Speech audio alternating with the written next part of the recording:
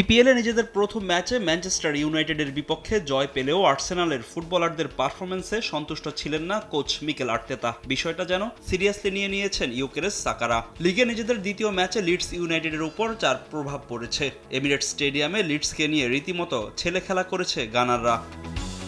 পুরো ম্যাচ জুড়ে প্রতিপক্ষের জালে 18টি শট নেয় গানার স্ট্রাইকাররা। সেই সঙ্গে নিজেদের দখলে রাখে 68% বল। 34 মিনিটে গোলের খাতা খোলেন জুরিয়ান টিম্বার। ডেক্লান রাইসের অ্যাসিস্টে বল জালে জড়ান এই রাইট ব্যাক।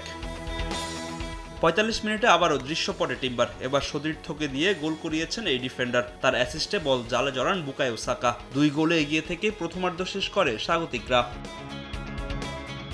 দ্বিতীয়ার্ধে আর্সেনালের হয়ে নিজের প্রথম গোল করেন ভিক্টর ইউকেরেস।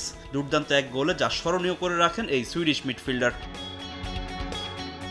56 মিনিটে রিকার্ডো কালাফিওরির অ্যাসিস্ট থেকে ম্যাচে নিজের দ্বিতীয় গোল করেন টিম্বার। ব্যবধান হয় 4-0।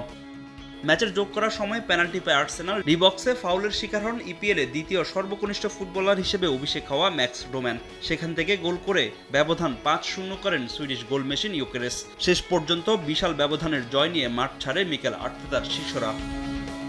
এদিকে সিরিয়ায় প্রথম ম্যাচে হারের মুখ দেখল এসি মিলান। চলতি মৌসুমে লিগে ফেরা ক্রিমোনিসের কাছে 2-1 গোলে হেরেছে রোজনিরি।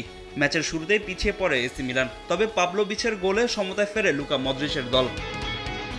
61 মিনিটে আবারও পিছিয়ে পড়ে এসি মিলান।